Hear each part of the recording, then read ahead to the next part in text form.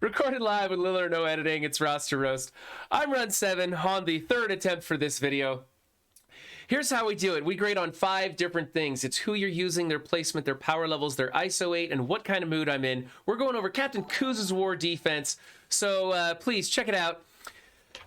Here we go. Team number 1 is the Mercs. He's got Shuri and Killmonger in as his replacements. Okay. I love the Mercs. This is one of my favorite defensive teams. I'm building the crap out of mine. I love it.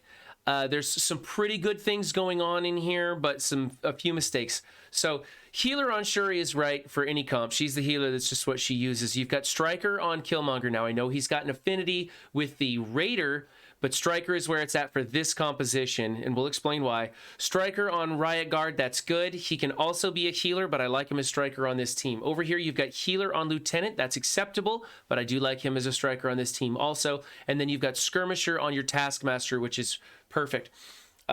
What happens is one of the Mercs will attack Killmonger, or Taskmaster will then counterattack, set the vulnerable, and then you'll get a triple hit combo off of the original attacker going back into the vulnerable. So that's why you want to have as many of these Mercs with Striker on them as possible. Here's the only complaint. I think that you should have... I think that you should be going, let's see, Killmonger, Lieutenant, Riot Guard, then Taskmaster. And the reason for that is whenever somebody adjacent to Lieutenant is being attacked, he's going to do some healing effects. So you want to have somebody adjacent to him on both sides. Taskmaster's the only person who doesn't do anything adjacent, so you can put him to the outside. He's also a kind of a hot target, obviously. So keep him to the outside, keep Shuri to the outside. Killmonger has some self-healing stuff in there too, but he's got adjacent stuff, he's got adjacent stuff. They got to have people on both sides of him. So you're really close. I'm not even going to dock you for the ISOs because those are secondary choices and they're pretty good. The healer on Lieutenant. So that's pretty good. Basically, just fix your placement on this one. The power levels are okay. Bring up the power levels on these two guys. That'll help stop that X-Force team coming in there. But otherwise, you're doing pretty good. I'm going to give you a B- for that team. It's not too bad.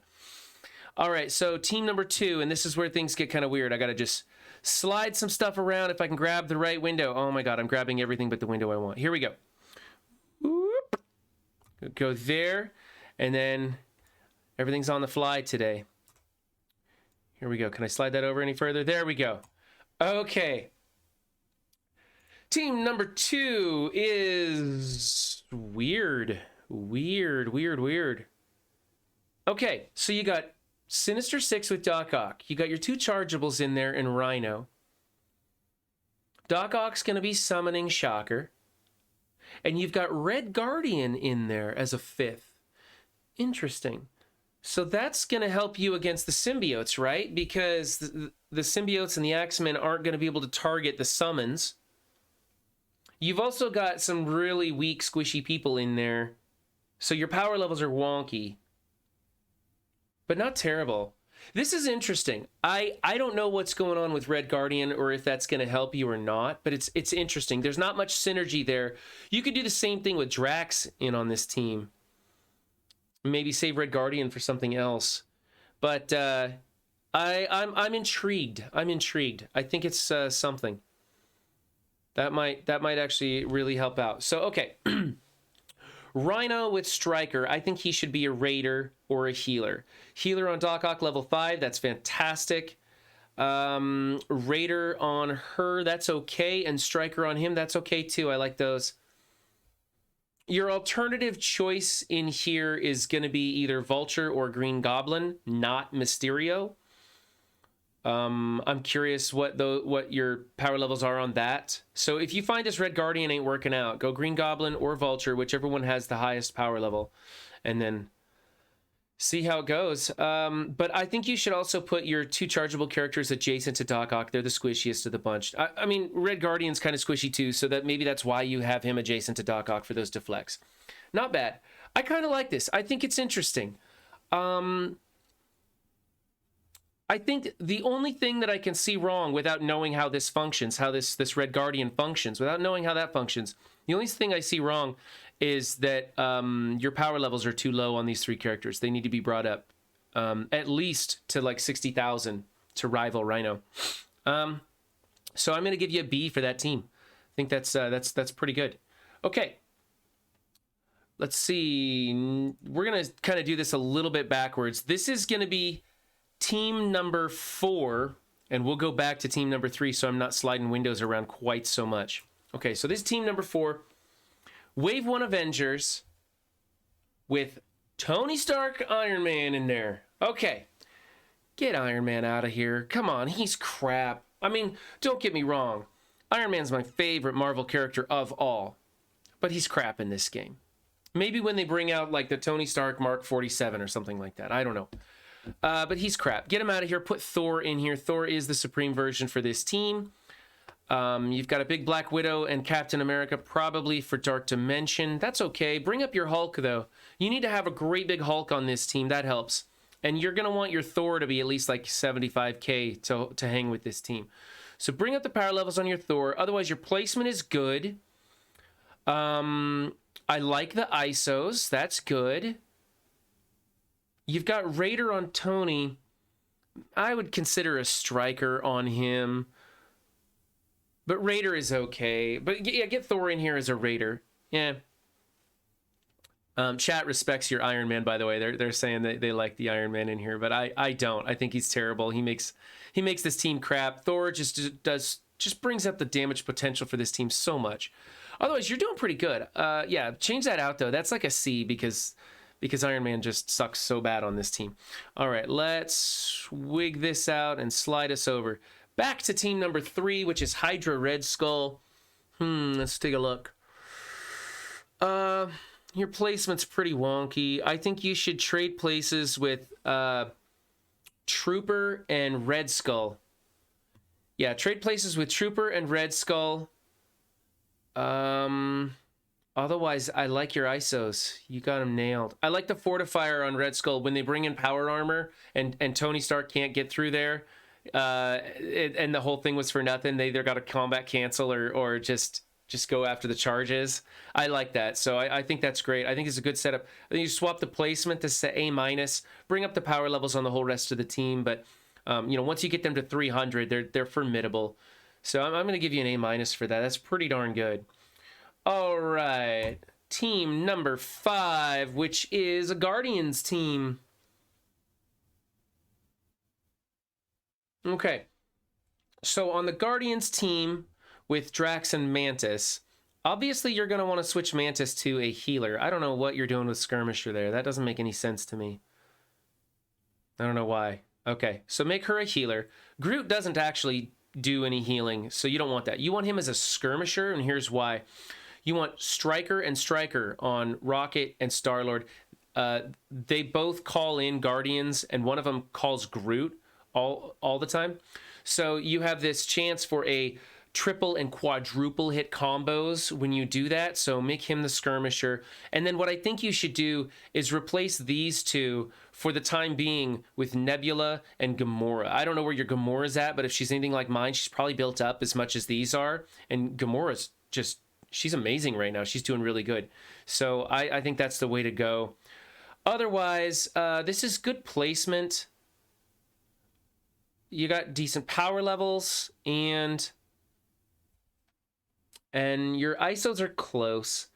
These are okay. Aside from Mantis, I don't know what's going on. Skirmisher on her. She's a healer. Just change her to healer. Healer on Drax is fine. These should be changed, but as secondary ISOs, they're okay. These are pretty good. Okay, but this one's terrible. That's Skirmisher on her is just terrible. Okay, so the power level of the team as a whole isn't fantastic. I'm not sure that I like who you're using. The ISOs need to be tweaked for sure. C- on this team. It's just not that great. Okay, now I gotta do some of my wonky switching around here on the fly stuff. Let's take a look at that team number 6. Whoop. Okay, team number 6 is the PymTech team. Okay, so you've got Skirmisher and Skirmisher on these two. That's good because they get called in for assists for Ghost, which she's Striker, doing the turn meter rewind on her basic. That's good. You've got Raider on Wasp, and you've got Skirmisher on Stature. Stature is one of the other few tanks in the game that I think should be a fortifier because she's kind of squishy, relatively speaking. tank-wise. You want her to hold up a little bit longer before she passes off the taunt to her father, Ant-Man. Yeah, not bad. Placement's good. The thing that you do is build up your Ghost. I don't even know how to take apart this team because they're kind of a crap team. You just go in with something big to take out the Ghost, really. But this is... It is what it is. It's a defense to throw in. You're not using him anywhere else, and Ghost is pretty good. But Ghost can be used as a secondary, as a plug-and-play character on other defenses, so don't hesitate to just take this defense apart and use her elsewhere. She's a better fit than Tony Stark on that Wave 1 Avengers. She's pretty good on your Emmarauders team in place of Sabretooth. There's a couple different places you can place her that she works really well. You can even use her on like that Supernatural team because they're throwing out so many negative buffs and then she extends them. It's pretty good. But otherwise, you're building the team right. You're not wasting any resources on them. Amazingly, the wonky power level on this team is actually the way you want to go. So, I got to give you an A for this. You got it? Well, okay, let's give you an A- because I'd like to see her as a fortifier. All right. Can't be giving out those high scores all the time. Okay, team number 8 is the Emmarauders. Let's go over here a little bit. Okay, so...